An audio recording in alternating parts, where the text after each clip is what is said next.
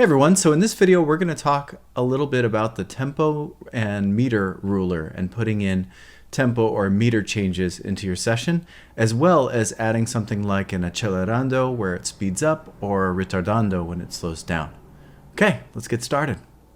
Okay, so first of all, let's make sure we can see the tempo and meter rulers. So I'm going to use this librarian menu here and click on tempo and meter. I'm going to check those boxes. And now I can see my tempo right now for the session is 190 and my meter is 6/4. If I want to make a tempo or meter change, I'm going to get a dialog box.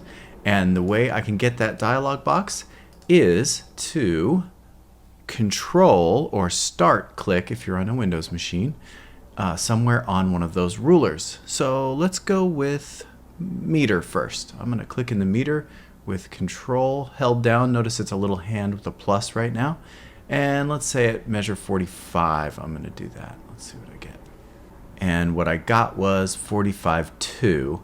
So with snap to bar checked, it should go to the nearest bar. So if it's at the beginning of 45 where I clicked, it should snap to 45 the first beat. It should go to the downbeat with that checked. If it's unchecked, it'll start the meter at exactly this point, in which case you would probably want to fix it so that it's right on a beat. And then I'm going to turn it into 4/4 instead of 6/4. So let's see if it puts the location in the right place for us. All right, let's zoom in and see. And bar 44, I get all 6 beats. And then I get bar 45 starting. And you'll notice that the grid is smaller. Right now the grid is on one full measure. So you can see 6/4 becomes 4/4, something about 2/3 the size. And if we have our click on, we should be able to hear that. So we should hear 6 beats, then 4 and 4. 1, 2, 3, 4. Yep, worked great, right? Did you hear it? I'll do it one more time.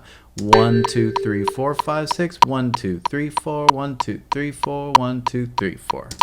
So no problem there. So we can add a meter change very easily with the dialog box. And remember, snap to bar will set it to the nearest downbeat, which is a nice feature too. Cool. Once you've made one of these new meter events, you'll see a little triangle like we do here. And you can double click on that to edit it. So maybe we want to not have the meter be 4/4 or change the way the click works there. Maybe we want it on a half note instead, so it's like half time when it hits the 4/4. Let's try that and see what we get. 2, 3, 4, 5, 6. 1, 2, 3, 4, 5, 6. 2, 3, 4. 1, 2, 3, 4, 1. So now the click is only on the half notes of that meter, which works fine. Kind of a nice change in feel there. I'm going to go back to quarter notes just so it's consistent from one meter to the next. Okay, and what if we want also the tempo to change at that same point? So I'm going to do the same thing I did for the meter ruler. I'm going to hold down control or start and then click at 45 and I'll get a tempo change dialog. And I'm going to keep snap to bar on so that it goes right to 45. Notice what I actually selected was just a little bit after. And let's say we're going to have it slow down a little bit as well. Maybe let's have it go to 120 or something. And same quarter note. And then I can hit OK. So let's hear those 6s go by a couple times. 3, 4, 5, 6. 1, 2, 3, 4, 5, 6. And then 1, 2, 3, 4. 1, 2, 3, 4.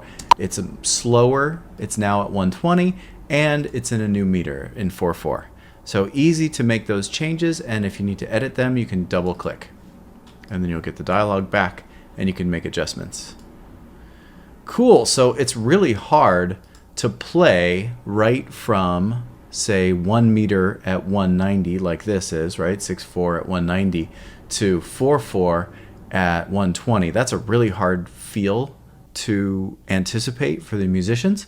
So what we can also do that's kind of a nice thing is in most real music, if you're going to do something like that, you're going to gradually get to that slower tempo. Somewhere maybe in these 2 bars, we want it to gradually get from 190, like it is here, down to 120, and then the meter change will also happen there.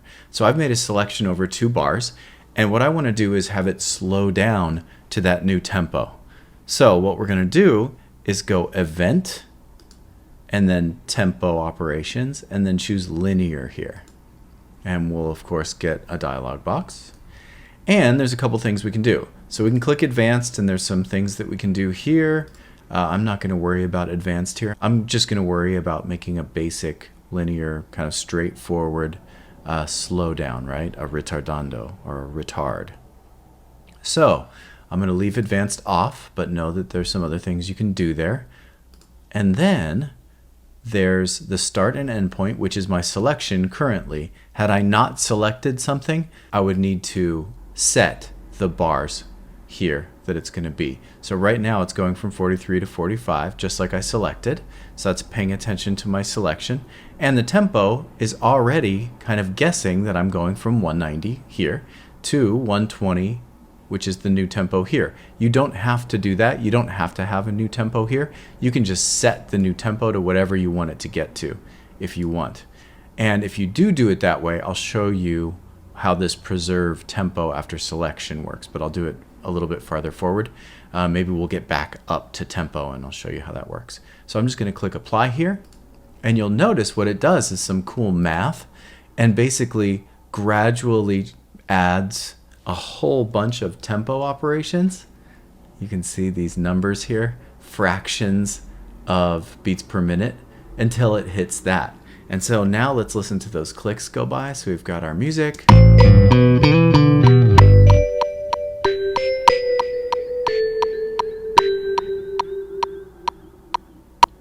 And the MIDI had a cool way of dealing with that slowdown. That was kind of funny. Listen to the clicks again.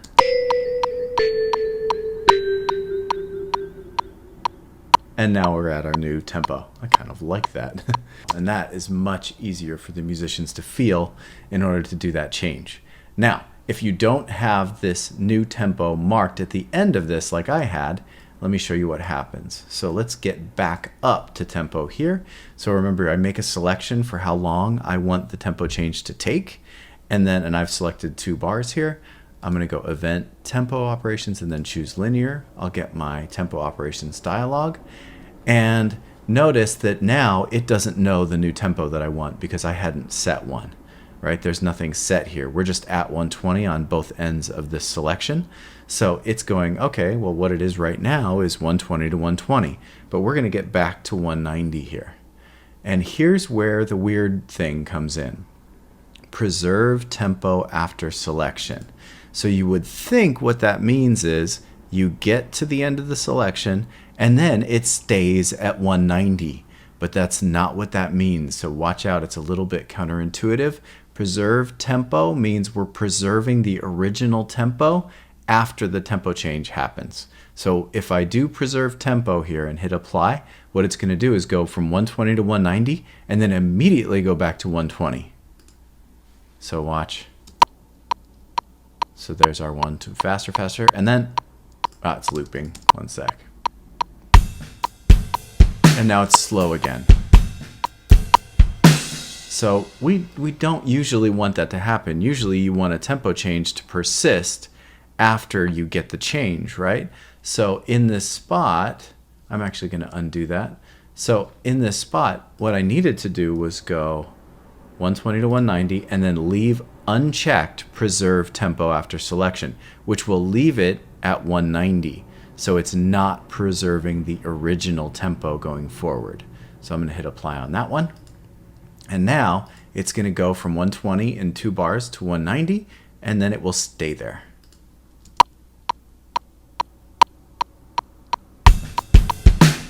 And now we got our 190 back. So if you want to change the meter also, you can double click this, the time signature when you have a selection up here. So meter and then up in the toolbar, right? Double click, I'll get the meter change dialog that way too. So control clicking is not the only way to get that guy. Okay, so that's about it for changing meter and changing tempo and doing a gradual speed up or slow down using a linear tempo change. Okay, that should be it. All right, I'll see you in the next one.